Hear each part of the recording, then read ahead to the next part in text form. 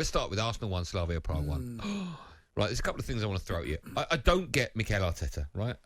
As in, I don't get why there's such a fuss around him. I don't get why Arsenal fans are continually backing him. I look at Arsenal now in the Premier League. We know where their season's at the moment. It's been pretty bad at the moment. They're 10th. They've lost, 12 games. They are level on points with Leeds United, of course, just got promoted. They're 4 points in front of Crystal Palace. We know how poor Arsenal have been this season in the Premier League. Now, when a club does well, you have to pat the manager on the back. When they're not doing well, for my money, it's the manager's fault, right? The buck stops with him. I look at that performance tonight. I look at just how clueless Arsenal are.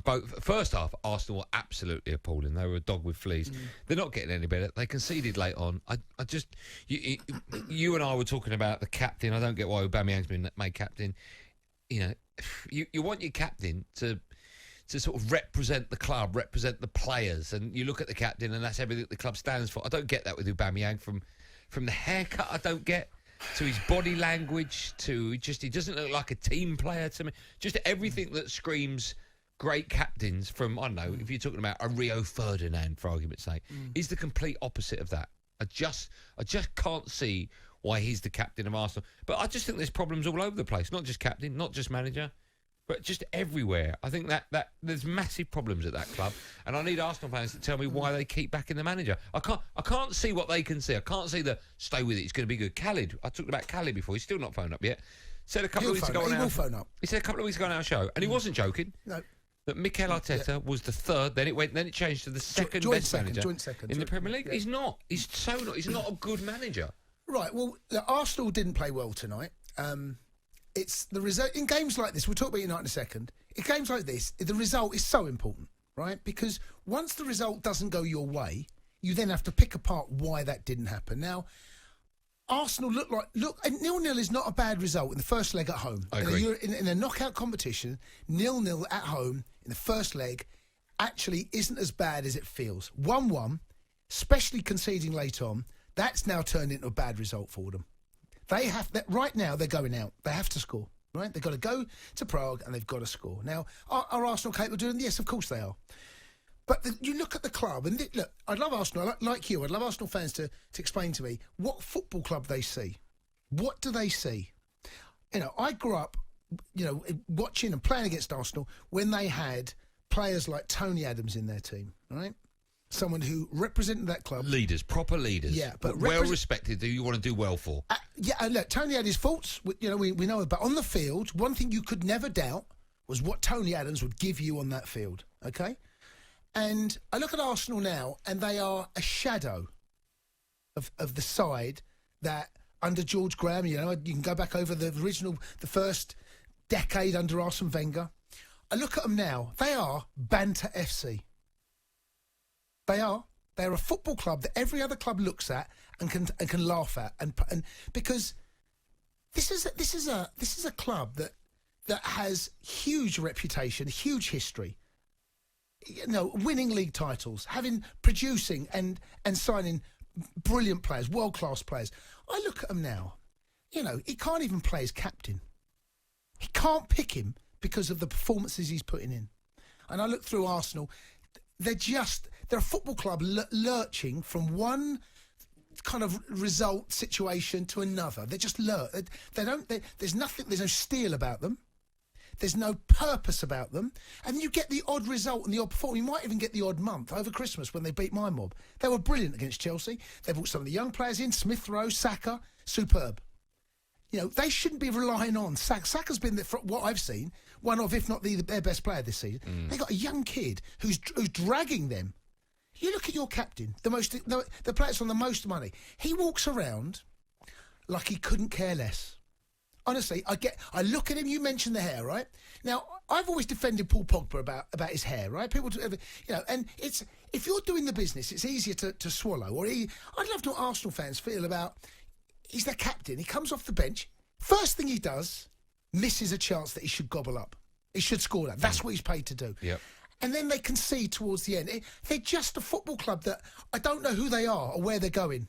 This Arsenal, the Bads, when I used to go and play Arsenal at the Marble Halls and used to go there, you knew what Highbury was all about. You knew what Arsenal they called them. You knew the club. You knew what you're up against.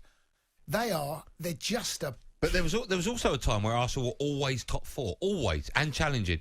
Now Arsenal are 10th. Arsenal are a mid-table side now, and I don't see any time soon them challenging, them getting better than Spurs, Chelsea. I don't even know if it's Arteta's fault. I don't. But they're not going forward. Are they going forward under Arteta? Are they any better off now than they were under But there's Unai a lot Emery? of problems at that club. Is it Arteta's fault that they have given Aubameyang and Willian monster contracts? Willian on a free. They've given him, from what we can hear, a massive contract. Yes. Sometimes trying to get players out of a football club and off a contract is harder than bringing players in. Willian's going nowhere for 3 years. I know, but it was Arteta, right? They were so slow to it. It was Arteta that waited till the 73rd minute to make a change. It was Arteta that didn't bring Aubameyang on till the 78th minute.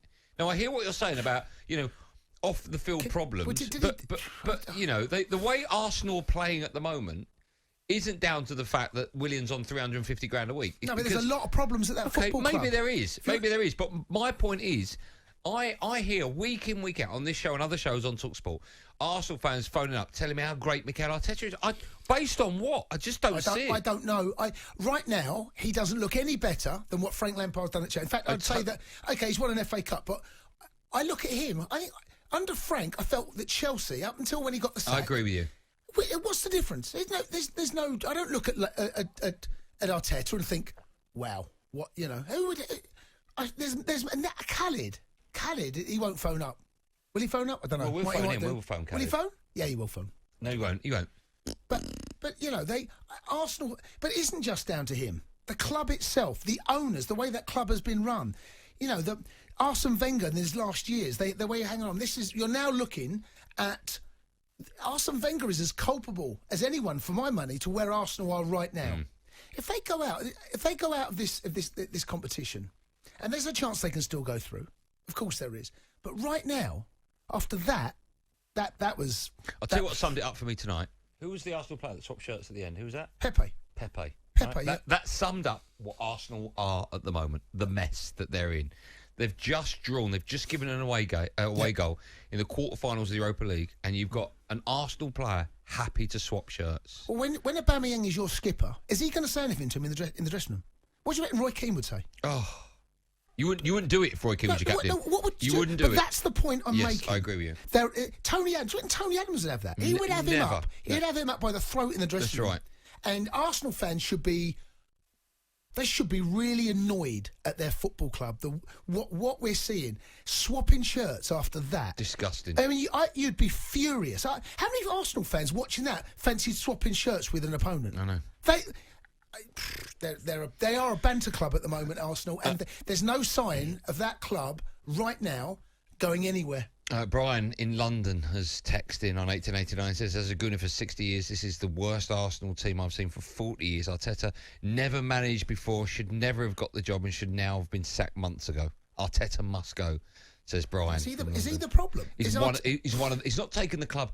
He's not a good enough manager for Arsenal Football Club, is my view. I don't know. No one knows. No one knows what Arteta is going to be, right? No one knows what kind of a manager he's going to turn out to be. But the club, all through that football club, from the players, from the way that it's been run over the last decade, you're looking at that now. Okay, when you say no one knows, I agree with you.